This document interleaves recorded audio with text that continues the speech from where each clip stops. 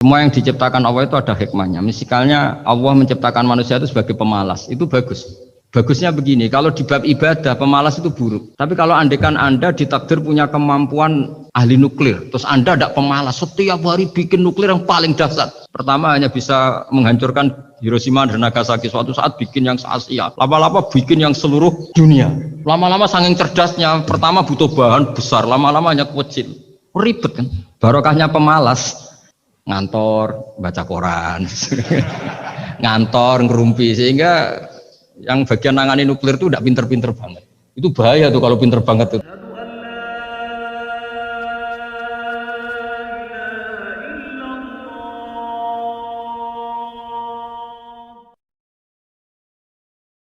Semua yang diciptakan Allah itu ada hikmahnya. Misalnya Allah menciptakan manusia itu sebagai pemalas, itu bagus. Bagusnya begini, kalau di bab ibadah pemalas itu buruk. Tapi kalau andekan Anda ditakdir punya kemampuan ahli nuklir, terus Anda tidak pemalas, setiap hari bikin nuklir yang paling dahsyat. Pertama hanya bisa menghancurkan Hiroshima dan Nagasaki, suatu saat bikin yang se-Asia, lama-lama bikin yang seluruh dunia. Lama-lama saking cerdasnya, pertama butuh bahan besar, lama-lama hanya kecil. Ribet kan? Barokahnya pemalas. Ngantor, baca koran, ngantor, ngerumpi, sehingga yang bagian nangani nuklir itu udah pinter-pinter banget. Itu bahaya tuh kalau pinter banget itu. Langsung saja sesuai tema bahwa kita akan menjadikan tauhid sebagai sumber inspirasi bangsa atau sumber kekokohan bangsa atau sumber ketahanan NKRI. Perlu dicatat bahwa di antara yang sering disabdakan oleh Rasulullah SAW adalah inna minal bayani la sikhron. Jadi penjelasan atau orasi atau argumentasi atau apa sajalah itu adalah bagian dari sihir. Sihir di sini maknanya itu sesuatu yang kayak hipnotis, tapi di sini dalam konteks positif. Dulu ketika periode Rasulullah Muhammad SAW itu pertarungan hak dan batil itu diolah pikir. Olah pikir yang diterjemahkan oleh artikulatif atau sistem verbal. Memang ini agak aneh. Jadi kalau mukjizatnya Nabi Musa itu fisik. Fisik itu misalnya melawan Fir'aun dengan kekuatan tongkat yang super dahsyat, sehingga Laut Merah dipukul sama tongkatnya Fir'aun, kemudian tongkatnya Nabi Musa, kemudian bisa membelah jadi jalan, Fir'aun tenggelam. Begitu juga nabi-nabi yang lain ada kekuatan fisik yang bisa dilihat sebagai mukjizat.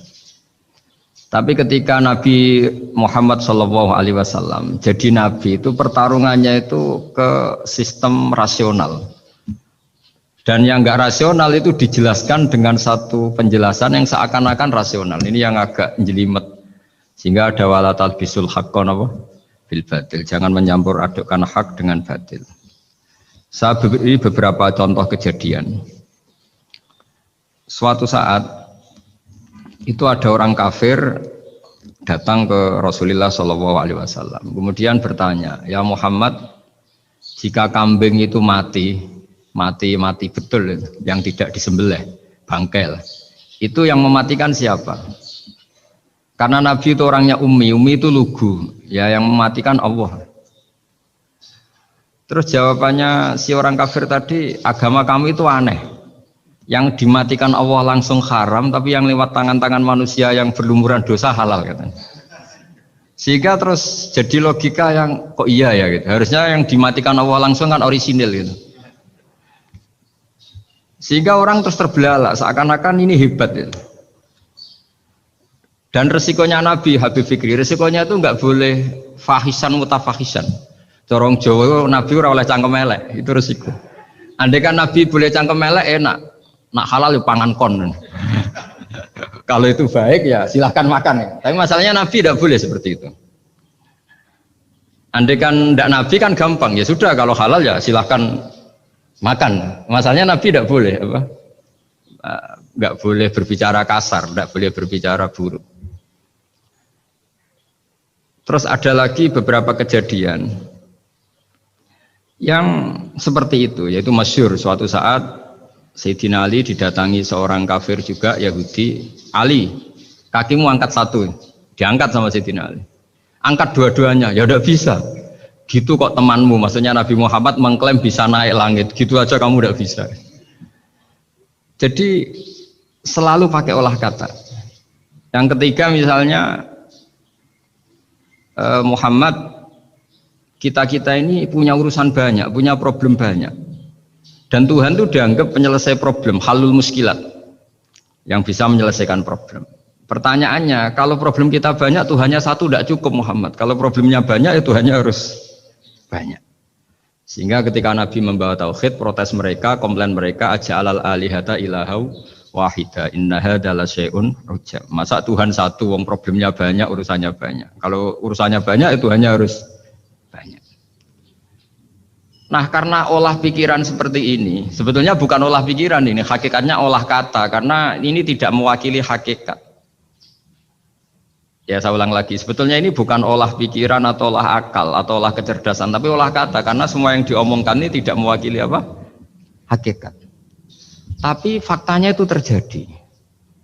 Sehingga mukjizatnya Rasulullah SAW itu tidak boleh berupa fisik kayak tongkatnya Nabi Musa atau tabutnya Nabi Harun atau apalah yang sifatnya fisik. Karena ini tidak menjawab kecerdasan-kecerdasan yang terimplementasi oleh kata-kata yang dikatakan orang-orang kafir tadi, yang bisa memojokkan orang-orang kafir.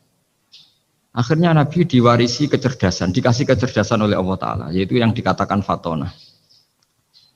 Dan mereka memang suka, mempermalukan Nabi itu suka. Misalnya Nabi, karena sebagai Nabi, beliau tahu betul bahwa semua itu biadillah, di tangan Allah. Itu Nabi pernah ngendikan, la adwa wala tiarota, tidak ada penyakit menular. Lalu ada orang Yahudi atau orang siapa saja, orang bodoh lah yang jelas ini. Ada onta yang kena penyakit gudik, kalau orang Jawa bilang gudik apa? Kalau orang itu agak apa? Kudis ini. Yang kena kudis ini dijejerkan sama yang waras. Ternyata yang waras sekarang jadi kudisan. Senang mereka karena bisa mempermalukan Nabi. Ya Muhammad, ini unta kena kudis. Ternyata yang waras tertular oleh yang kena kudis. Padahal kata kamu tidak ada penyakit apa? Menular. Itu problem-problem jadi Nabi di era Rasulullah SAW. Sehingga Quran datang dengan kecerdasan yang untuk menjawab itu. Makanya Nabi tidak pakai mukjizat fisik, tapi mukjizat logika. Akhirnya Nabi diajarin Allah lewat Jibril. Yang dikira mereka yakin kalau menang dalam debat. Tapi Nabi balik bertanya, faman a'dal awwala. Jadi terjemahnya, kalau ini kena kudis karena tertular yang ini, lalu ini tertular siapa? Yang pertama tadi. Wah itu asli mat dari Allah ya, maksud saya itu. Jadi dia ingin contoh yang kedua yang tertular, dengan itu berarti ada penyakit apa? Menular. Tapi Nabi tanyanya, faman a'dal awwala. Lalu yang pertama kena kudis itu tertular siapa? Makanya kalau sekarang misalnya corona menular itu yang pertamanya dari siapa itu? Tidak tahu itu, ya tidak perlu tahu, tidak bidang kamu. Jadi ini saya mau cerita. Jadi logika-logika yang dibangun orang kafir itu sebenarnya bukan logika, tapi olah kata. Dan orang kafir itu paling pintar, karena mereka itu penyair. Penyair itu kalau sekarang modern mungkin mirip-mirip jurnalis atau mirip apalah. Bisa mengubah apa saja. Apa yang sebetulnya baik dikesankan buruk atau sebaliknya. Sehingga ini menyusahkan karena Nabi harus ngendikan hakikat, harus mengatakan sesuatu yang nyata dengan bahasa yang benar. Sementara mereka mengatakan kebatilan dengan penjelasan yang baik. Ini ribet kan? Sehingga dalam banyak percekcokan ya, itu susah dicari jalan tengah karena sama-sama mirip, kebenaran ini sama-sama mirip. Jadi misalnya yang masyhur dalam satu peristiwa besar, konflik antara Sayyidina Ali dan Sayyidina Muawiyah, itu konflik yang nggak bisa diedarkan, gara-gara kalimat, gara-gara kata-kata. Makanya sekeras-kerasnya pedang atau senjata itu masih keras apa? Kata-kata atau polemik lah atau apalah. Karena sekarang itu agak susah membahasakan. Ketika konflik Ali dan Muawiyah, itu ada orang bilang, ya sudah, nahkum bi kitabillah. Sudah sekarang kita kembali ke kitabillah. Itu mereka megang mushaf. Mushaf ini yang saya pegang namanya mushaf. Seakan-akan itu benar karena orang Islam harus kembali kepada kitabullah. Pertanyaannya lalu Ali kata Ali fadorobal mushafa biyadihi. Sayyidina Ali nepuk mushaf ini keras sekali. Sal hadal mushaf kata Sayyidina Ali. Kalau kita harus kembali ke Quran, coba tanya ini. Mushaf ini ya mushaf seperti milik saya ini. Akhirnya orang-orang Khawarij bilang innama huwa waraqun wa madadun. Itu hanya kertas sama tulisan. Bagaimana mungkin kita bertanya? Pas itu adalah orang Khawarij itu orang yang nggak mau ngakui Ali juga nggak mau ngakui Muawiyah, dan Sayyidina Ali sama Sayyidina Muawiyah sudah sadar mau bikin mediator, mau bikin solusi jalan tengah. Jadi sebenarnya dua beliau itu orang baik, gara-gara diprovokasi orang Khawarij terus jadi bentrok. Orang Khawarij bilang nggak ada Ali, nggak ada Muawiyah, yang ada adalah kitabullah yaitu mushaf. Benar, secara zahir benar memang orang Islam harus kembali ke mushaf. Tapi Sayyidina Ali pinter, sal hadal mushaf. Kalau gitu tanyakan mushaf itu. Ketika Sayyidina Ali dan Sayyidina Muawiyah sudah sepakat bikin perdamaian. Akhirnya singkat cerita, innama huwa raqun wa wadadun, kata orang-orang Khawarij itu hanya kertas dan pena. Kenapa bisa disuruh atau diminta jawaban? Terus kata Sayyidina Ali, enggak bisa toh kamu tanya mushaf, ya enggak bisa. Makanya tanya saya katanya. Akhirnya Sayyidina Ali memberi penjelasan, wa in khiftum shiqaqa bainihima fab'asu hakaman min ahli wa hakaman min ahliha. Jika dua mempelai suami istri itu ngalami konflik, di mana-mana orang konflik itu roh raine serasa seneng nek. Kita kalau sedang marah, semuanya lah kalau sedang marah sama istri itu roh raine serasa seneng. Jadi sing ganteng ra ketok gantenge. Wis ketok elek etok. Sehingga kalau ngomongi anaknya, dasar nakal kok bapaknya gitu. Bapaknya gitu, nanti dasar cerewet koyo ibu. Makanya alhamdulillah banyak anak kita yang mewarisi nakalnya bapaknya dan nakalnya ibunya. Karena sabdonya mesti seperti itu. Jadi anak kita ini korban cara ngomong kita. Maka kita tidak wali itu harus syukur karena omongannya nggak mandi. Itu kalau kita wali, itu anak kita jadi orang buruk semua. Karena kita ngomong dasar goblok koyo ibu. Dari ibu dasar nakal koyo bapak. Berarti anak kita punya status goblok dan nakal. Tapi alhamdulillah yang ngomong itu tidak wali sehingga diabaikan saja sama Allah. Gak penting. Ngomongannya orang tidak wali itu tidak penting. Makanya tidak wali itu tetap punya sisi positif. Kalau ngomong tidak ngefek. Tapi kalau wali itu direspon sama Allah. Langsung ya. Tapi kalau wali ya tidak ngomong gitu. Tapi. Jadi kalau orang nggak suka itu nggak boleh ketemu. Karena tambah benci. Sehingga butuh mediator. Itu sudah, ini termasuk ilmu psikologi Quran. Kalau orang sedang tidak cocok itu nggak boleh ketemu. Pakai apa? Mediator. Jika suami istri sedang konflik, itu sebaiknya, seharusnya atau sayugyanya itu kirim mediator. Fab'atsu hakaman min ahli wa hakaman min ahliha. Iyurida islaha yuwaffiqillahu bainahuma. Terus kata Sayyidina Ali, wa amru ummati Muhammad a'zamu min amri rajulin wa imra'atin. Dan urusan umat Muhammad yang kita sedang konflik dengan kekuatan besar dan bisa pertumpahan darah itu lebih ngeri timbang urusan suami dan istri. Itu saja solusinya mediator.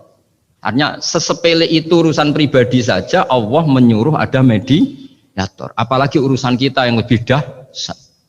Akhirnya mereka ngakui cara istimbat, cara ngambil kesimpulan Sayyidina. Jadi ini masalah-masalah yang orang bilang seakan-akan benar. Sudah kita kembali ke Quran, kembali ke Quran. Quran yang mana? Wong kamu tidak paham. Lama-lama tanyanya cetakan mana ini? Ribet kan? Makanya saya ini bikin gerakan besar-besaran yang dulu saya ngaji tafsir lama sekali dengan Mbah Mun. Ngaji sama bapak saya, sekarang alhamdulillah sering diskusi sama Pak Quraisyab. Karena kita ini butuh dan saya punya teman akrab Gus Zofur juga dokter tafsir. Ya kalau kamu ingin tak sebut ya punya teman kalian semua untuk mengkaji apa? Tafsir. Itu memang kita butuh. Karena Quran itu teks. Teks itu harus difahami ahlinya. Karena tapi ketika orang ngomong ayo kita kembali ke kitabullah itu kembali yang apa? Terus tentang apa? Sehingga banyak orang yang entah saking angkuhnya, entah saking benarnya tidak tahu. Saya tidak mau kembali. kepada Quran. Kenapa? Saya tidak pernah keluar, saya di situ. Kembali itu kan sudah keluar baru kembali. Itu entah saking angkuhnya, entah saking benarnya, tidak tahu. Mau kamu katakan angkuh ya masuk akal. Saya tidak mau kembali. Mau saya tidak pernah keluar. Memang saya sudah di situ. Benar mana? Bisa jadi ya sudah ini itu wilayah yang nggak jelas itu. Tapi bahwa mukjizatnya Nabi itu menerangkan sesuatu yang kayak iya kayak enggak. Karena orang kafir itu pintar mengemas kebatilan sebagai kebenaran. Jadi enak zaman Nabi Musa ngadepi Fir'aun yang karuan salah. Nabi Muhammad itu enggak. Ngadepi satu komunitas yang mereka punya jargon yang seakan-akan benar. Misalnya Ka'bah itu sakral, Baitullah. Orang kafir itu percaya keramatnya Ka'bah, percaya sehingga mereka kalau bikin berhala itu harus dekat Ka'bah, bentuk barokah Ka'bah. Gak kurang ajar gimana? Maka berhala-berhala itu paling banyak di dekat Ka'bah karena supaya apa? Dapat barokahnya Ka'bah. Ribet kan? Kamu kafirkan tuh percaya barokah Ka'bah, tidak dikafirkan itu kurang ajar. Ka'bah kok jadi ruwet, ribet banyak ngadepi. Itu susah memang ngadepi logika ya. Makanya kan apa ya, kayak kita ngerawat anak itu mau dilonggar nanti manja terus goblok, mau dikerasin nanti minggat, ribet kan. Jadi ngelola kebenaran itu tidak gampang. Lalu Nabi datang bil haqqil bayyin, dengan kebenaran yang nyata. Dimulailah dari surat diantaranya lam yakunil ladzina kafaru min ahlil kitab wal musyrikin munfakina hatta ta'tiyahumul bayina. Bayina itu siapa? Rasulun minallah yatlu suhufam mutahharah. Orang-orang kafir baik berkategori ahli kitab yaitu Yahudi Nasrani maupun yang berkategori orang-orang musyrikin yaitu orang-orang yang menyekutukan Allah yang non samawi, yang tidak punya kitab samawi. Itu tidak mau tercerabut, munfakin itu tidak mau tercerabut dari akar mereka hatta ta'tiyahumul bayina. Sehingga datang kebenaran yang begitu nyata, begitu jelas. Saking jelasnya, siapapun mau tahu. Dan nggak bisa dibatalkan oleh apapun, termasuk oleh perilaku sosial. Siapa itu? Rasulun minallah yatslu suhufam mutahharah. Itu yaitu Rasulnya Allah yang membaca lampiran-lampiran suci, yaitu Quran. Sehingga Nabi datang dengan analogi pembanding. Orang-orang yang berpikir Tuhan harus banyak karena urusan itu banyak, problem banyak. Lalu Nabi bikin analogi. Andaikan kamu sebagai pembantu yang punya majikan banyak, perintahnya beda-beda, kamu mau enggak? Ya enggak mau, enggak enak Muhammad kalau punya bos banyak, perintahnya beda-beda, semuanya egois harus dituruti, enggak mau. Enak mana sama punya majikan satu? Enak satu Muhammad. Ya sudah, Tuhan kamu itu majikan kamu, kalau banyak-banyak bingung kamu perintahnya banyak nanti. Terus mereka mau, ya sudah Tuhannya satu saja. Jadi karena mereka mau enggak mau, harus berpikir kalau Tuhan banyak berarti perintahnya banyak, memuaskan satu Tuhan dibenci Tuhan yang lain, memuaskan yang lain dibenci yang lainnya, pokoknya ribet. Hari ini minta dilayani, Tuhan yang satu minta dilayani, itu kan ribet. Jadi Nabi itu pakai logika yang gampang. Makanya ketika Allah menjelaskan itu, ketika Allah dorobawo masalar rojulan fihi syuraka umutasakisuna wa rojulan salamal dirojul hal yastawiyani masalah. Alhamdulillah Allah bikin satu perumpamaan. Ada orang yang punya majikan banyak, yang satu punya majikan hanya satu. Hal yastawiyani masalah, nasibnya enak mana? Enak yang punya majikan satu, karena standarnya jelas, SOP-nya jelas. Akhirnya mereka sadar, oke, Muhammad Tuhannya satu saja. Lalu dalam pertanyaan-pertanyaan yang lain, misalnya tadi, masalah Sayyidina Ali, masalah dibully lah kalau sekarang itu Nabi menjawab ya dengan rasional. Karena mau tidak mau. Karena Nabi tidak dibolehkan pakai mukjizat zaman itu. Untuk awal-awal jadi Nabi itu nggak boleh pakai mukjizat. Karena mukjizat itu punya sisi yang sangat-sangat fatal, yaitu kalau Allah sudah menurunkan mukjizat, itu sekali nggak diimanin itu harus ada azab. Nabi ingin umatnya itu nggak kena azab. Makanya ketika Allah Taala wa ma mana'ana an nursila bil ayati illa an kadzdzaba bihal awwalun. Cara terjemahan bebasnya gini. Muhammad, saya tidak ngasih mukjizat kamu kayak Nabi Musa, kayak nabi-nabi sebelum kamu yang berupa fisik. Itu problemnya satu, sekali saya menurunkan mukjizat, tren umumnya ini didustakan. Ketika didustakan, saya punya alasan menyiksa. Wong sudah tak perlihatkan sebegitu jelas kok tetap didustakan. Maka sekali saya menurunkan mukjizat, kata Allah, wa ma nursilu bil ayati illa takhwifa. Saya memberikan satu ayat itu hanya warning, hanya peringatan bahwa ini akan ada bahaya azab. Sehingga karena pilihannya itu Nabi milih gak ada mukjizat yang seperti nabi-nabi sebelumnya. Milih mukjizat yang ilmiah, yaitu Al-Quran yang kita warisi sampai sekarang. Alhamdulillah. Karena kata ulama-ulama, nah ini pentingnya penjelasan. Andaikan mukjizat kita itu hanya tongkat, maka hanya ada di museum. Kita lihat tongkatnya Nabi Musa, mungkin klaimnya ada di Turki. Mukjizat tabut kita lihat lagi di mana lah tempat di museum apa. Tapi kalau mukjizatnya Al-Quran, itu umatnya Nabi akan merasakan nikmatnya ila yaumil kiamah. Misalnya kita dalam bersuami istri atau dalam berkeluarga atau dalam bermasyarakat.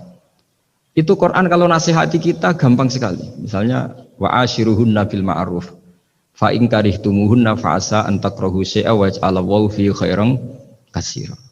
Sudahlah kalau sama istri itu yang baik. Jika ada watak istri yang kamu gak suka, dalam ketidaksukaan kamu itu ada kebaikan yang banyak. Kamu gak suka karena kalau istri kamu sering marah, kamu gak suka. Sukanya yang senyum. Tapi kalau senyum terus sama orang lain juga senyum, ribet kan kamu. Jadi sudah anggap saja ada hikmahnya. Semua itu ada hikmahnya. Kalau istri kamu marah tidak kelihatan marahnya, dipendam, itu enggak ekspresif. Cara akting sinetron enggak masuk itu. Tapi kalau marah kelihatan marahnya itu ekspresif, itu kecerdasan itu apa? Bisa menumpahkan keinginan. Wah itu bagus ini. Jadi disuruh lihat sisi apa? Positifnya. Imam Syafi'i itu pernah ketemu seseorang yang di depan beliau cium tangan hormat. Suatu saat dikasih tahu sama santrinya yang lain. Orang yang mencium kamu, wahai Imam Syafi'i, itu di belakang ngerasani kamu, bully kamu. Kata Imam Syafi'i, baguslah. Kenapa? Berarti saya wibawa, di depan saya tidak berani. Jadi enteng saja. Beliau dikasih tahu, tetangga kamu banyak yang benci engkau ya Imam Syafi'i. Baguslah, tidak akan utang saya. Justru yang kenal-kenal itu yang utang-utang itu. Jadi enteng terus. Jadi dunia ini dianggap gampang saja. Coba kalau istri kamu sedang rukun sama sedang marah itu murah mana? Murah marah. Kalau rukun minta ke mall pusing. Jadi ulama dulu itu murah mana? Marah sama rukun. Kalau sedang harmonis minta kemana? Mahal kan? Kalau pas marah. Jadi ulama dulu itu lucu, apa ya? Gampang sekali nanggapin sesuatu itu. Imam Abu Hanifah itu kalau ketemu yang utang beliau itu dia yang sembunyi karena malu. Kalau kita kan enggak, yang sembunyi yang utang. Kalau Abu Hanifah enggak. Yang sembunyi itu Abu Hanifah. Kasihan dia malu kalau ketemu saya, kan masih punya utang saya. Itu kalau kamu ingin jadi wali itu gitu. Kalau ketemu yang utang kamu yang lari. Itu bisa bank tutup karena yang lari yang ngutangin. Dalam cerita-cerita wali itu unik-unik. Robi'ah Adawiyah itu pernah kemalingan, itu beliau sembunyi. Malingnya nyari apa, dia sembunyi. Habis itu ditanya, kenapa engkau sembunyi? Sama lu sama malingnya, karena rumah saya nggak ada yang bisa dimaling karena enggak punya apa-apa. Jadi ini kalau berpikir rasional kan ada Habib Fikri bahasa rasional. Ini tak latih berpikir yang agak rasional. Nah, Nabi itu diutus dalam kondisi masyarakat yang rasional. Sehingga repot. Dan yang tidak rasional itu punya kecakapan olah kata sehingga seakan-akan rasional. Makanya ada kalimat terkenal di kalangan ulama, kalimatu haqqin urida bihal batil. Omongannya benar, tapi maksudnya tidak benar. Kayak tadi, la hukma illa lillah. Tidak ada hukum kecuali yang ada di Quran. Tidak ada hukum kecuali yang diturunkan Allah. Pertanyaannya, apa itu? Ya Quran. Lah iya apa? Makanya kata Sidina Ali, ya sudah, sal hadal mushaf. Tanya mushaf kamu. Oh ya tidak bisa, itu kan hanya kertas sama tulisan. Makanya tanya ulama, kata Sidina Ali. Nah Quran itu balwa ayatum bayinatun fi suduril ladzina utul ilm. Quran itu begitu jelas sebagai solusi, tapi di hatinya orang yang punya ilmu. Sehingga kemudian lahir beberapa generasi tauhid. Yang paling masyhur dimulai tauhid itu yang masyhur ya, Yaitu adalah ketika ada orang namanya Muhammad bin Jubair bin Mut'im. Itu bapaknya Muhammad ini namanya Jubair bin Mut'im. Itu dia orang kafir, masih kafir. Dia datang ke Madinah itu untuk negosiasi tawanan perang Badar. Dulu beberapa orang yang negosiasi sama Nabi itu ya nunggu di masjid. Singkat cerita, Nabi sholat maghrib baca surat Wattur wa kitabim mastur firrokim mansur wal baitil ma'amur was fil marfu wal bahril masyur. Terus dia dengerin terus. Dengerin sampai Allah tanya, am khuliqu min ghairi syai'in. Kalau kamu tidak ngakui saya sebagai Tuhan, kata Allah, silahkan Anda berpikir bahwa alam raya ini dimulai dari ketiadaan. Atau kamu sendiri merasa sebagai pencipta alam raya ini, pencipta langit dan bumi. Itu namanya am khalaqus samawati wal ard. Itu orang itu disebut dahiyatul Arab, orang paling cerdas di Arab. Itu dia bingung. Dia selamanya kafir. Cara berpikir menuhankan berhala, Lata, Uzza, pokoknya menuhankan makhluk lah. Terus dia mikir, Muhammad ini kacau ya. Akal saya dihabisin, kata dia. Jadi cara berpikir dia pakai akal, dia tidak percaya mukjizatnya Quran, tapi dia bilang Muhammad ini kacau, akal saya dihabisin. Akhirnya Nabi setelah salam dia menyatakan Islam. Karena kata dia, Muhammad, akal saya habis oleh apa yang kamu baca. Nah ini saya mau menerangkan tauhid sebagai inspirasi. Yaitu logikanya gini, langit bumi ini kan wujud itu punya eksistensi. Kalau langit bumi ini wujud, alam raya ini nyata, lalu kamu mengatakan sebelum alam raya ini ketiadaan, berarti ada satu kesimpulan ketiadaan menciptakan yang ada. Itu malah gendeng bareng. Logikanya kan nggak kena. Al-adamu yakhluqu maujudan, sesuatu yang nggak ada menyebabkan atau menjadikan sesuatu yang ada. Akhirnya padahal pertanyaannya tadi gitu, ya sudah kalau kamu nggak percaya saya sebagai Tuhan, sebagai pencipta awal, sudah ada usah Tuhan-Tuhanan. Tapi ya, mari goblok bareng dengan mengatakan bahwa alam yang ada ini diciptakan oleh sesuatu yang tidak ada. Jadi Jubair, saya tidak mau goblok Muhammad, sudahlah iman saja saya, karena saya tidak mau goblok. Jadi agama ini datang dengan keceriaan berpikir. Sehingga Ibnu Hajar al-Asqalani mengatakan hadatin ja'a bil iltizat al-aqli. Agama ini datang dengan kenyamanan berpikir. Coba kalau Anda seorang profesor atau seorang doktor atau seorang ilmuwan, kemudian Anda diajak goblok dengan teori baru bahwa sesuatu yang ada itu diciptakan oleh yang tidak ada. Mau enggak kamu? Mau semuanya rasa tuh. Diajarin sesuatu yang ada diciptakan oleh yang tidak ada. Gak keren lagi. Ketika Nabi punya konsep Tuhan, Tuhannya Muhammad itu siapa? Yaitu zat yang la awalalah, zat yang pertama. Lalu Tuhan itu siapa? Tuhan itu yang menciptakan langit bumi. Tuhan itu siapa? Yang memulai segalanya. Lama-lama mereka berpikir, wah kalau gitu yang benar itu Islam. Maka kata Imam Zuhri, Syihabuddin Az-Zuhri, famaka nafathun fil islami a'zoma min sulhil hudaybiyah innamaka nasu yatafaduluna fil hadis wal munaza'ah. Semua teks riwayat itu ada kata wal munaza'ah, orang bebas ngomong dan berdebat. Munaza'ah itu berdebat. Terus akhirnya falam yatakallam ahadun bil islami yaqilu syai'an illa dakhala fihi. Kemudian setelah berdebat dan mereka tahu Islam, pasti akhirnya masuk Islam. Dan itu yang sekarang terjadi di dunia. Makanya saya pernah ditanya seorang profesor, Gus, kalau di Jogja ada sekolah perbandingan agama, menurut Anda gimana? Asal itu tentang agama, nggak apa-apa. Tapi kalau yang dibandingkan umat Islam itu jangan. Karena nanti kalau di Indonesia kira-kira yang copet itu ditanya agamanya juga Islam, yang koruptor juga Islam. Jadi kalau yang dikaji Islamnya nggak apa-apa, tapi orangnya jangan, kata saya. Karena yang bulat ya banyak, yang nggak sholat ya banyak. Tapi kalau Islamnya saja, misalnya adu konsep tentang Tuhan.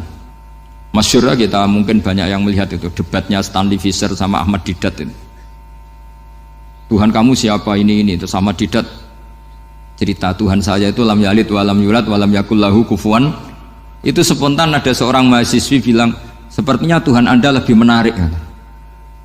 Karena Tuhan Anda yang menciptakan langit bumi, yang Tuhan ini kok lahirnya sudah di bumi, masa lahir-lahir langsung jadi Tuhan.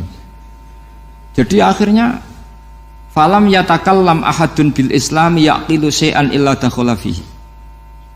Sehingga agama ini apa? Agama itu adalah kalimat tauhid. Kalimat itu apa? Logika yang terbangun. Nah, ketika logika itu terbangun maka disebut yusabbitu Allahu alladzina amanu bil qaulis tsabit fil hayatid dunya wa fil akhirah. Allah itu akan menetapkan satu kaul, satu presentasi ilmiah atau satu kesimpulan ilmiah. Yang kesimpulan itu nyata benarnya. Dan ini akan nyata terus baik di kehidupan dunia maupun kehidupan apa? Akhirat. Seperti Allah sebagai Tuhan. Itu akan nyata terus. Di dunia Allah ya Tuhan, nanti di akhirat juga Tuhan. Tapi Tuhan selain Allah, maka menjadi Tuhan ini nunggu ada yang menuhankan. Misalnya Fir'aun, itu jadi Tuhan karena ada yang menuhankan. Sekali dia mati, dia sudah aset wisata, bukan Tuhan lagi. Makanya gojlokannya orang ulama Arab, kalau ketemu ulama Mesir, kalau gojlokan itu lucu. Orang Arab, ada Abu Jahal, Abu Lahab, penggaweane ngusir Nabi gitu. Itu gojlokannya ulama Mesir. Kata ulama Arab, kamu gayanya benci Fir'aun, tapi rizki kamu dari wisata melihat Fir'aun. Itu gojlokannya ulama Arab sama ulama Mesir. Sehingga agama ini mengajarkan apa? Satu kalimat. Makanya kamu harus belajar mantek. Dulu Raden Asnawi ya pengajar mantek. Dulu buyut saya di sini Mbah Fauzan, abahnya Mbah Pah itu, mbahnya itu juga pengajar mantek. Karena di antara yang diceritakan Allah itu wa ja'alaha kalimatam baqiyatan fi aqibih. Tugas utama Nabi Ibrahim adalah menjadikan satu logika. Kalimah itu logika. Itu menjadi logika yang abadi. Baqiyah itu abadi. Fi aqibih, di anak turunnya Nabi Ibrahim. Misalnya begini, saya beri contoh ya. Misalnya saya mengatakan teh ini hitam, itu menjadi kalimah karena diucapkan, tapi tidak menunjuk hakikat karena tehnya berwarna apa? Kuning. Sehingga Quran kalau menyalahkan orang kafir itu ngendikane kaburas kalimatan takhruju min afwahihim. Omongannya orang kafir itu menjadi kalimat karena diucapkan dari mulutnya. Kenapa menjadi kalimat? Karena diucapkan tapi tidak menunjuk hakikat. Seperti orang mengatakan 2 ditambah 2 itu 10, itu kalimat, tapi kalimat yang salah karena tidak menunjuk hakikat. Seperti orang kafir mengatakan Tuhan itu 3, itu kalimat karena diucapkan tapi tidak menunjuk hakikat. Tapi ketika seseorang mengatakan Allah itu Tuhan, Tuhan itu satu, itu disebut kalimatu haqqin 'alaiha nahya wa 'alaiha namut. Bagian disebutkan wa ja'alaha kalimatam baqiyah.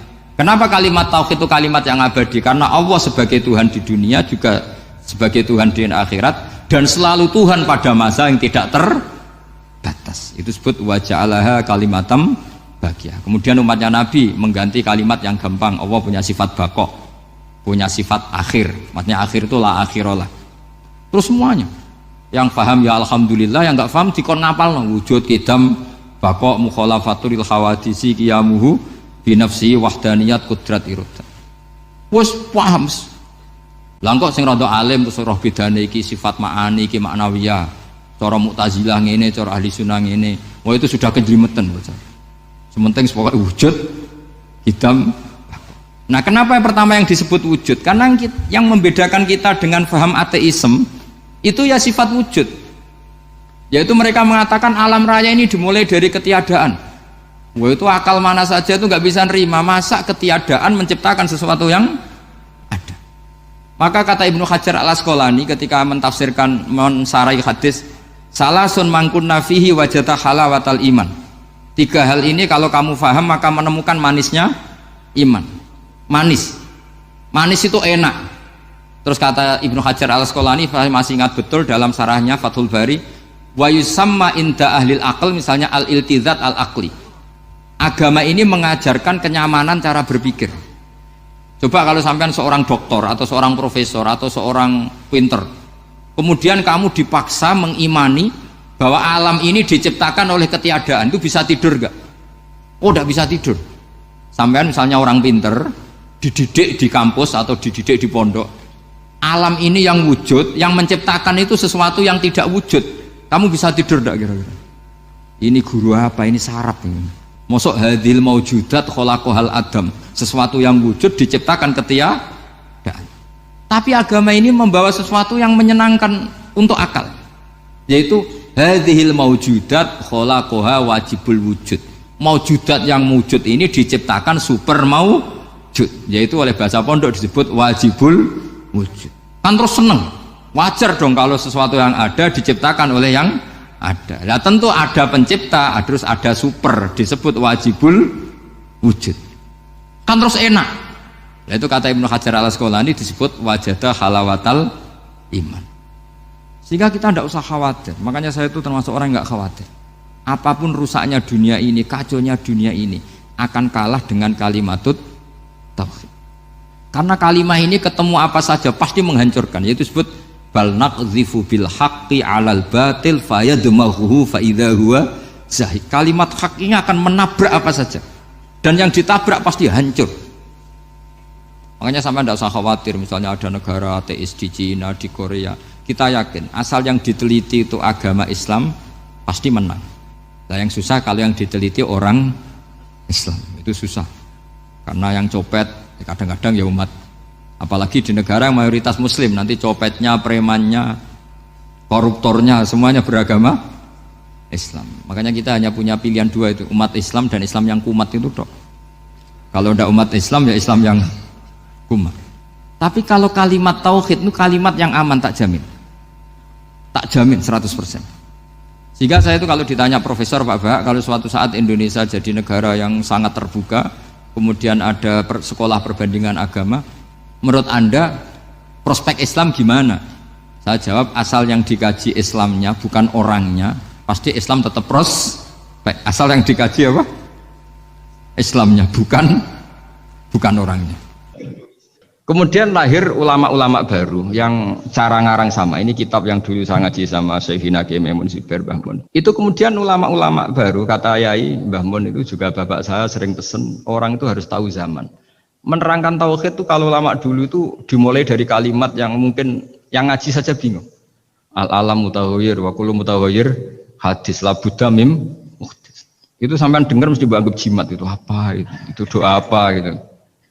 Doa jalbu rizki apa gitu. Padahal itu logika. Tapi terus ulama-ulama modern itu ngarang seperti ini ada gambar. Ini kitab yang saya dulu ngaji sama Ahmad, itu digambar seperti ini. Maksudnya digambar seperti ini gini, penjelasannya gampang. Sampean kalau gambar seruat apapun, misalnya gambar gedung tingkat 5 atau gambar gunung atau gambar apa saja, mbok seruat apapun gambar itu dimulai dari satu titik. Tadi hadhil awalim kulluha, bahwa alam semua ini dimulai dari nuqtatil wujud, ada titik wujud. Dan karena ini wujud penyebab harus bersifat awal, makanya Allah itu selain wujud harus bersifat al-awwal, kalau bahasa pondok al-qadim. Karena tidak mungkin yang menciptakan kemudian kalah dulu dengan yang diciptakan. Begitu juga Imam Al-Amudi. Imam Al-Amudi itu jadi wali itu karena dia ahli matematika. Sampai muridnya itu eskal, ini guru saya masuk surga enggak, kalau ngajar itu senangnya ngajar matematika. Beliau ahli usul fikih, ahli fikih, tapi senangannya ngajar matematika. Sampai muridnya sanksi, ini masuk surga enggak ya? Walhasil dalam cerita keramat beliau, sama ndak usah terus saya ndak percaya, kamu ndak wali, kok ndak percaya gimana? Ribet sekarang gitu, orang kalau nggak nekuni sesuatu terus nggak percaya, ribet kan? Itu beliau masuk surga itu dijamin dapat surga itu karena ngajar matematika. Tapi di hati beliau hanya satu, matematika adalah satu ilmu yang dimulai dari angka 1. 0, itu tetap dimulai dari 1, nggak bisa. Akhirnya beliau cerita, angka 2 atau 3, nisbatul wahid wal isnaini ila mi'ah wa ila ma la nihayatallah, semuanya sama, nisbatul far'i ilal asli, kata beliau. Mbok angka 2, 3, 1000 sampai 1 miliar, itu perbandingannya dengan angka 1 apa hubungannya? Al far'i ma'al asli, yaitu angka 2, 3 adalah cabang dari angka 1. Jadi alam raya sebanyak apapun, ada galaksi, ada Mars, ada apa saja, tetap dimulai dari wujud yang 1, yaitu wujudnya Allah Subhanahu wa ta'ala. Jadi beliau menjadikan matematika sebagai alat perangkat untuk tahu tauhid, bahwa alam raya ini dimulai dari al-wujudul wahid, wujud yang 1. Makanya kul huwallahu ahad, Allahus somad, terus lam yalid wa lam yulad, dan seterusnya. Nah, makanya ketika orang menyoal hukum adat yang menipu kita, adat itu sunnatullah yang kita lihat, itu Quran mesti mengembalikan wa huwallazi yabda'ul khalqa tsumma yu'idu wa huwa ahwanu alaih. Sebagian di surat Yasin diterangkan ansha'aha awwala marrah. Ketika kita lama sekali, namanya manusia itu lahir dari seorang bapak dan ibu, ini lama sekali. Yang namanya telur itu lama sekali lahir dari ayam, keluar dari ayam. Yang namanya pohon besar itu mesti dari biji yang kecil. Karena lama itu terjadi seakan-akan kita ngomong, kita berkeyakinan tahu-tahu ada pohon besar itu muhal. Tahu-tahu ada manusia ini muhal. Makanya ketika ada figur yang bernama Isa bin Maryam, itu orang kafir Yahudi itu menolak. Bagaimana mungkin ada manusia tanpa bapak? Oke, itu menyalahi prosedur lazim, protap lazim. Tapi kata Allah gimana?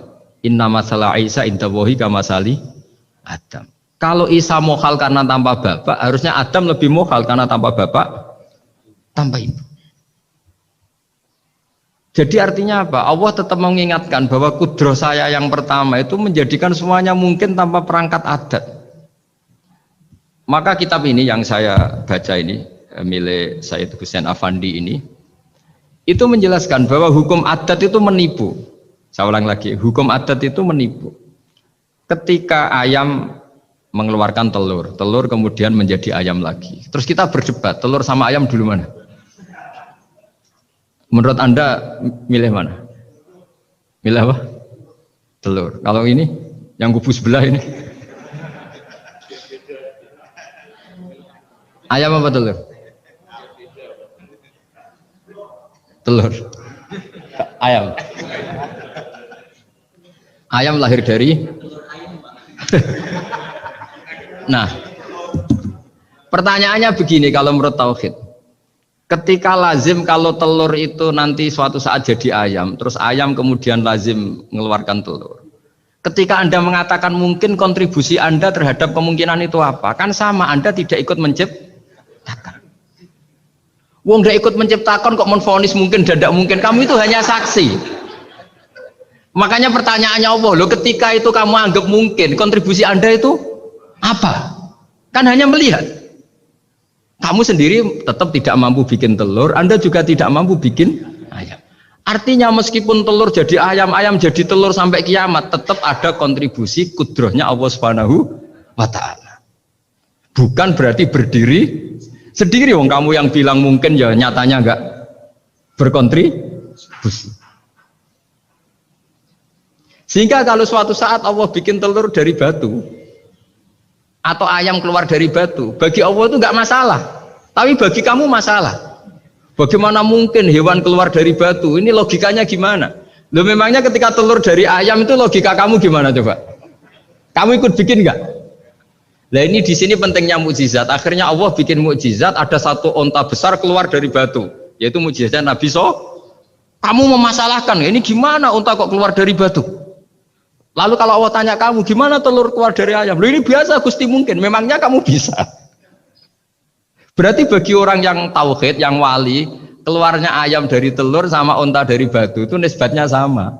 Sama-sama semuanya di luar kontribusi kita. Kenapa yang satu kamu katakan mungkin, yang satu kamu katakan tidak mungkin? Toh kamu sama-sama tidak terlibat. Itu cara berpikir tauhid. Artinya apa? Orang-orang wali atau orang-orang alim meskipun melihat telur keluar dari ayam tiap hari tetap subhanallah, subhanallah, Allahu Akbar. Karena ini keajaiban. Tapi kamu kan enggak taunya ajaib itu yang aneh-aneh itu. Makanya banyak cari kiai aneh yang gondrong, yang enggak pernah mandi, gara-gara kamu tuh suka aneh itu gara-gara. Dong ini ya. Dong itu tahu ya. Jadi buat sesering apapun alam raya ini ada siklusnya, biji jadi pohon, pohon kemudian mengeluarkan buah-buah ada biji, semuanya yang berkontribusi hanya kudrohnya Allah Ta'ala. Tidak mengikat Allah, Allah bisa bikin tanpa itu semua. Makanya Allah selalu memperbarui mukjizatnya, termasuk ada onta besar keluar dari batu, yaitu mukjizatnya Nabi Soleh. Kamu nggak boleh menyoal ini mukhal gimana? Karena itu nggak mungkin, ukuran nggak mungkin apa? Kamu nggak bisa bikin kan?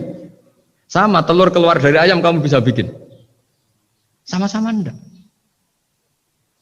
Nah di sini pentingnya ngaji ya. Makanya Allah ngendikan innallaha la yastahyi ayyadriba masalam ma ba'udatan fama faqah. Allah itu tidak malu bikin contoh nyamuk. Karena nyamuk ini mukjizat yang besar. Sudah hewannya kecil, di situ ada ususnya.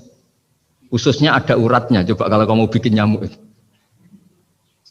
Kalau yang santri agak nakal itu ya ada alat kelaminnya, ada uratnya.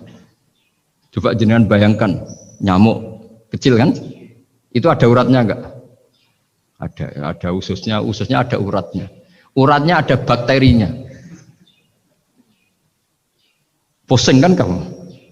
Jadi sebetulnya ayat Allah yang dasar itu bukan dinosaurus tapi nyamuk. Bikin uratnya dinosaurus masih gampang, hewannya besar paling uratnya segini. Itu pesan di Juwana bisa lah.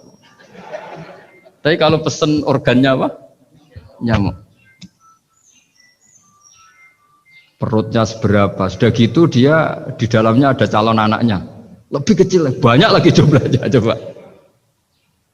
Nah ini agama ini datang dengan akal. Jadi kelihatan ada mukjizatnya Quran karena menyontohkan nyamuk. Dan kelihatan mukjizat kalau dijelaskan pakai logika. Yaitu kayak apa susahnya bikin nyamuk. Sudah kecil, ada organnya ada uratnya ada kumannya ada uratnya. Pusing enggak? Makanya tidak ada kampus yang siap memaklumatkan diri sanggup bikin nyamuk. Karena ya enggak sanggup tadi. Lah itu mukjizatnya Quran. Jadi agama ini ketika ulama-ulama ja'a bil iltizazil aqli. Agama ini datang dengan kenyamanan berpikir. Makanya kita nanti kalau mau mati itu yang seneng saja. Kita tidak tahu caranya hidup, tahu-tahu lahir, tahu-tahu hidup, tahu-tahu punya hutang, tahu-tahu banyak masalah, tidak tahu kita. Nanti kalau mati juga gitu, nggak ingin mati, tahu-tahu mati. Nanti nggak tahu bangkit. Makanya sudah alaiha nahya wa alaiha namut wa biha nubasu insyaallah taala minal. Makanya kata Sidina Ali kalau ada orang susah hidup, kamu lahir keinginan kamu apa keinginan Allah? Ya keinginan Allah. Kamu mati, misalnya orang frustasi ingin mati ya tidak bisa mati. Kalau Allah tidak menghendaki ya tidak mati. Ya sudah, zaman kita hidup ya tidak bisa mengelola kehidupan ini ya sudah. Kalau mati juga tidak bisa mengelola kematian ini. Makanya terus kita diajarkan inna sholati wa nusuki wa mahyaya wa mamati lillahi rabbil alamin. Berhubung kita tidak tahu ya sudah hidup kita, mati kita semua di tangan Allah. Sudah kita pasrah saja. Senais jamnya mati, mati aja, serasa pamit, sudah mati aja, sudah gak ribet. Makanya wali-wali itu ya biasa ngelihat kematian itu, bukan karena yakin pasti masuk surga ya enggak. Kata wali-wali itu di dunia ya Tuhannya Allah, yang ngurusi kita ya Allah, nanti di akhirat ya sama. Itu tauhid ya. Jadi saya ulang lagi ya, jangan terjebak hukum adat. Karena dalam hukum adat itu sebenarnya Anda tidak aktor tapi hanya saksi. Yang namanya telur keluar dari ayam mengeluarkan telur. Tapi sebetulnya ini tidak mengikat. Allah bisa saja bikin hewan dari yang lain. Kayak tadi mengeluarkan untanya Nabi Soleh dari batu yang apa? Besar. Ya wah itu mohal, bagaimana mungkin? Nah memangnya ayam jadi telur jadi ayam Anda ikut berkontribusi kan enggak? Andai kan Anda menyaksikan kudrohnya Allah Ta'ala di semua kejadian. Yaitu Allah bisa bikin nyamuk ada organnya ada uratnya. Dengan reputasi seperti ini maka kita akan mensifati Allah innahu ala kulli syai'in qadir, bahwa Allah bisa melakukan apa saja. Wa huwa ala kulli syai'in qadir, diulang-ulang. Sama Indonesia yang sekarang seperti ini, yang kata orang ada yang bilang terbelakang, ada yang bilang tertinggal dari Eropa. Mungkin dalam kudrat Allah untuk bikin Indonesia lebih makmur dari sekarang, bisa mengalahkan negara-negara yang lain. Jadi kalau kamu ingin, tapi Indonesia banyak masalah gini bagi Allah mudah saja menyelesaikan masalah itu. Tetap inna dzalika 'ala Allahi yasir. Kita harus optimis bahwa semuanya bagi Allah mudah. Tapi cara berpikir ya tadi dengan reputasi Allah bisa bikin nyamuk. Nah nyamuk sulitnya di mana ya tadi sudah kecil punya organnya punya uratnya punya bakterinya punya organnya bakteri, mungkin ada bakteri lagi. Pusing kan? Ya jangan usah dipikir kalau pusing. Ya jadi terus yang terakhir saya mohon kalau baca Quran sebisa kita ada yang diangen-angen. Jadi Allah kalau mendorong kita mengakui eksistensinya Allah sering ngendikan yang mudah-mudah. Misalnya saya ini yang menciptakan kamu, saya yang menciptakan kamu. Falau la tusaddiqun, sudahlah, saya ini nahnu khalaqnakum. Saya ini pencipta kalian, Bu yao. Hubungan kamu itu dengan saya, urusan kamu terdekat itu dengan saya kata Allah, bukan dengan yang lain. Karena saya menciptakan kamu kata Allah. Tapi kita ini aneh, jadi manusia itu aneh. Dengan zat yang menciptakan kita tidak punya urusan, dengan yang tidak terkait dengan kita punya urus. Itu kan aneh. Dan Allah kalau menerangkan tuh gampang. Terus bagi manusia yang kumo luhur, yang angkuh, seakan-akan bisa menentukan segalanya. Falaula in kuntum ghairu madinin tarji'unaha in kuntum shadiqin. Kalau kamu orang hebat, Bu ya, ketika nyawa kamu mau keluar tuh kamu tahan supaya kamu nggak jadi mati. Nggak keren kan orang hebat kok mati katanya. Kamu sombongnya kayak gitu, seakan-akan bisa ngatur dunia, menaklukkan dunia. Ternyata kamu mati. Harusnya nggak usah mati dong. Kata Allah, falaula in kuntum ghairu madinin tarji'unaha in kuntum shadiqin. Makanya falaula idza balaghatil hulqum wa antum khina idzin tangdur. Mbok ya orang-orang yang keren, yang merasa hebat, yang biasa ngatur dunia, mbok ya ketika mati itu jangan mau. Ya ini sensitif ya. Ya saya kira demikian ya, semoga lewat ngaji ini kita kembali ke tauhid yang benar lewat penjelasan-penjelasan yang akli, yang rasional. Saya pastikan agama ini datang dengan al-iltizatul akli, kenyamanan berpikir. Kayak apa susahnya kita dengan jadi ateis? Karena harus punya rumus bahwa yang ada diciptakan oleh yang tidak ada. Itu kan jadi aneh. Makanya ukuran iman, salasun man kunna fihi wajada halawatal iman. Ciri utama iman itu nyaman, halawah itu manis. Karena ya itu tadi apa yang dibawa oleh Quran dan hadis sesuai akal kita. Maka masyhur di kalangan para ulama ada pepatah, laulam yakun maja'a bihi Muhammadun dinan lakana fi aqlin nasi hasanan. Kalau saja Muhammad tidak maklumatkan kalau ini agama, akal pun akan setuju bahwa yang dibawa itu hal yang luar biasa. Karena agama ini tidak lam yusodim al-aql, agama ini tidak akan menentang akal. Liqaumi yaqilun liqaumi yatafak. Kalau ada orang bilang akal saya itu menolak faham agama, itu akalnya yang perlu dicek. Ada masalah itu pasti. Gini ya, jadi kalau misalnya IT atau teknologi apapun, Islam datang itu kan ngatur ketentuan efek ya. Misalnya mudahnya komunikasi bagi orang yang soleh mungkin terus dipakai ngaji, dipakai kebaikan, dipakai menjaga NKRI. Bagi yang tidak baik, dipakai alat selingkuh, alat memecah belah bangsa, dipakai alat adu domba. Jadi Islam datang ya sudah ketentuannya, yang dipakai maslahat itu halal, yang dipakai madarat itu haram. Islam hanya ngajari itu, tapi bahwa penemunya yang menjadikan semuanya mudah. Dulu kita nelpon hanya dengar suara, sekarang pakai apa bisa tatap muka. Itu dianggap ilmu yang objektif, belum punya akibat. Nah nanti akibatnya tadi kalau nelpon yang apa itu, yang kelihatan wajahnya, apa namanya istilahnya itu, video call. Kalau kamu sama guru kamu, sama ibu kamu ya ibadah. Jadi kalau sama selingkuhan kamu ya dosa, kan gitu. Islam hanya membahas itu, tapi nanti ya kan memang hukumnya hanya itu kan. Kalau dipakai positif ya bagus, kalau dipakai negatif ya buruk. Nah Islam tidak boleh terus disalahkan. Ini akibat teknologi maka orang mudah selingkuh. Sebelum ada teknologi yang selingkuh juga sudah banyak. Sekarang ngaji gampang karena ada apa telekonferensi gini-gini. Mulai dulu yang suka ngaji, yang ngaji gampang karena kadang kiai ya tetangganya. Nggak jauh-jauh juga banyak orang bener. Jadi ini kan urusan niat. Meskipun semuanya mudah, kalau nggak ada niat juga susah. Tapi kalau kita yang ngaji tauhid, ngaji hikmahnya Allah. Semua yang diciptakan Allah itu ada hikmahnya. Misalnya Allah menciptakan manusia itu sebagai pemalas, itu bagus.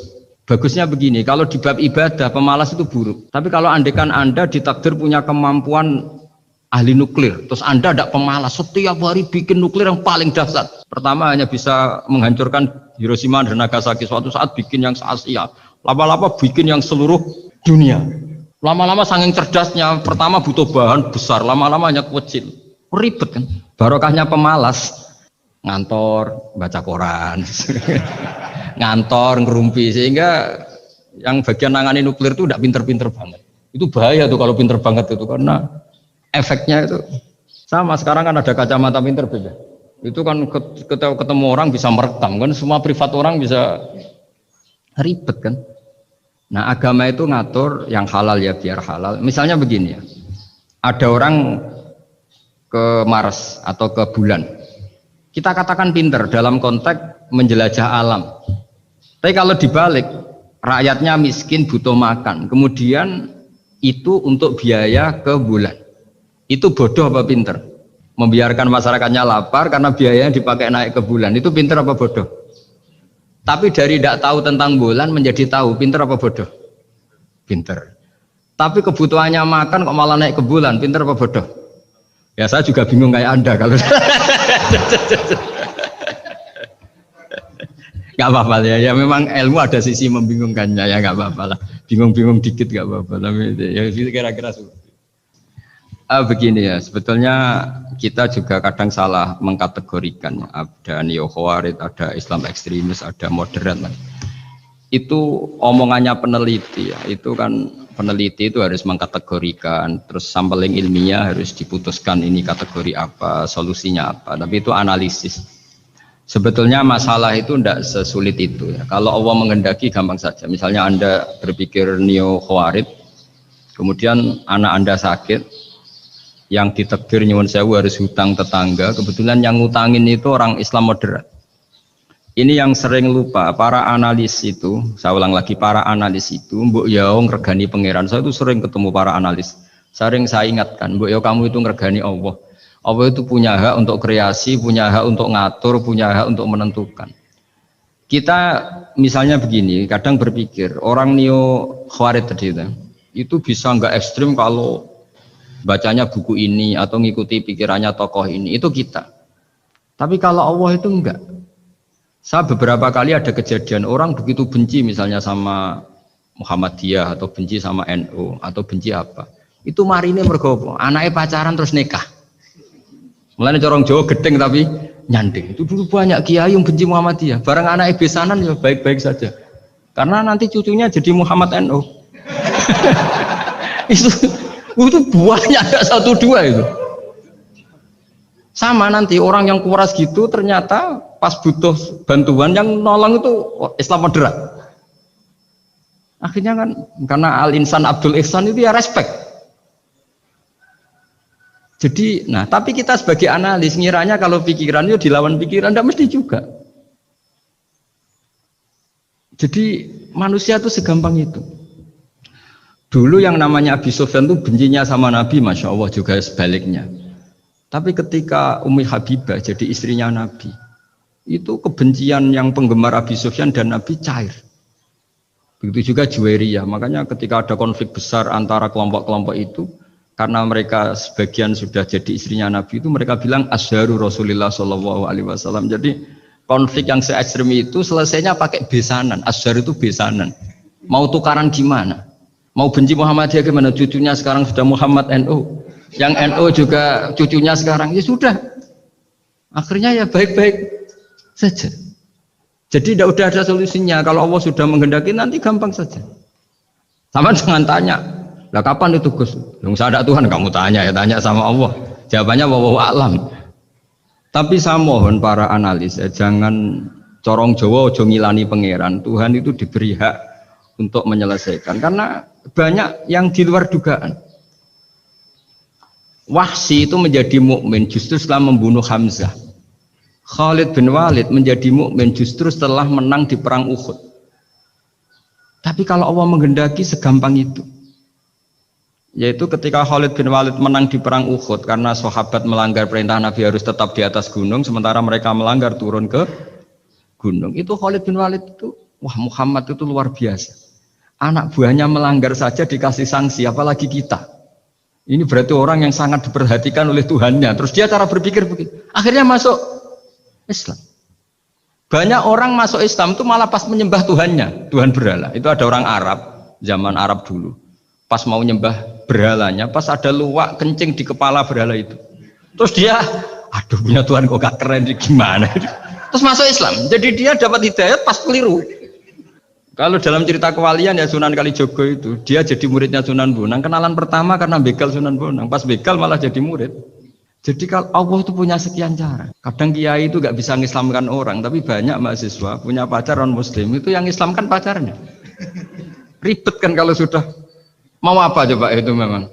Ya sudah, Allah itu diberi hak ya tetap Allah sebagai Tuhan itu tidak usah.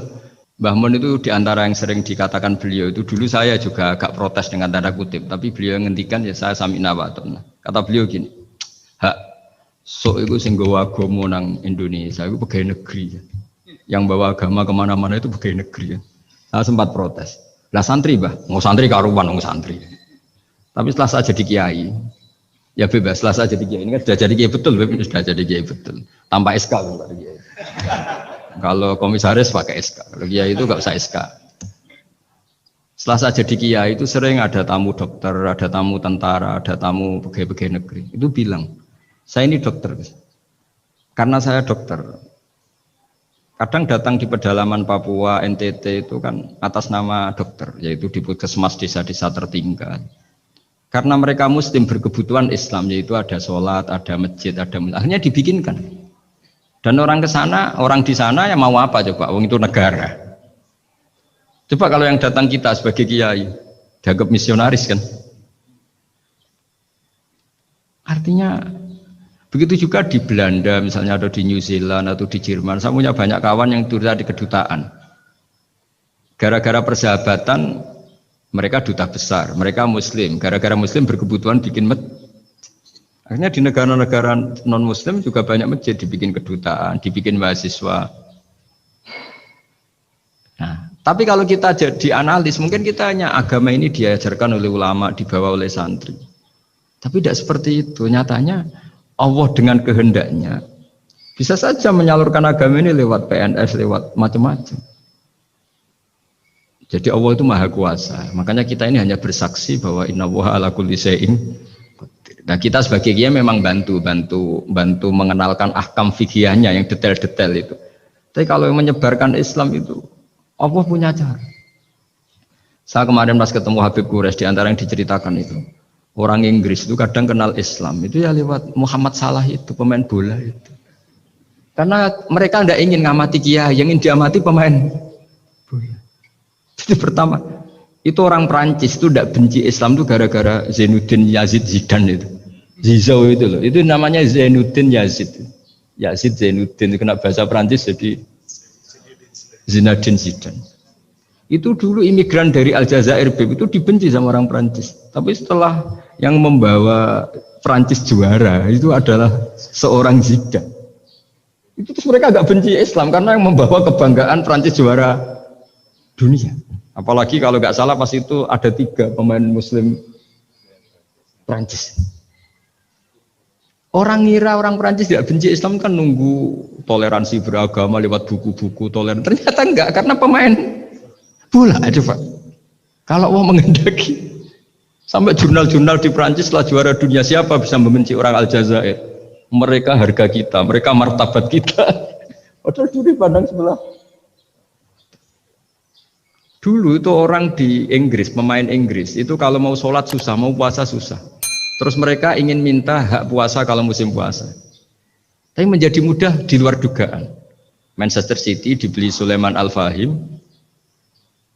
Ya sudah, mau apa coba manajernya yang punya Muslim. Nah, larang sholat tak pecat kan? Ya akhirnya ya malah ada masjid. Pelatihnya kalau ada yang puasa gitu, monggo dari akan mau apa coba.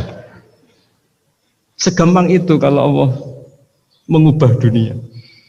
Makanya disebut ya muhawwilal ahwal hawil ahwalana ila ahsanil hal, ya muqallibal qulub sabit qalbi ala dinik. Ya udah, pokoknya semua itu ya kita ikhtiar tapi tetap yakin Allah yang punya cara. Dalam sejarah yang terkenal Islam masuk Indonesia itu tidak lewat ustaz, lewat pedagang. Versi ya sejarah yang terkenal meskipun banyak versi. Gara-gara ada pedagang, mereka Muslim mau tidak mau ya tetap berkehidupan Muslim. Berhubung kehidupan Islam itu menarik, simpatik, akhirnya banyak yang menjadi Islam. Jadi ya sudah seperti itu. Ya, saya kira demikian. Assalamualaikum warahmatullahi wabarakatuh.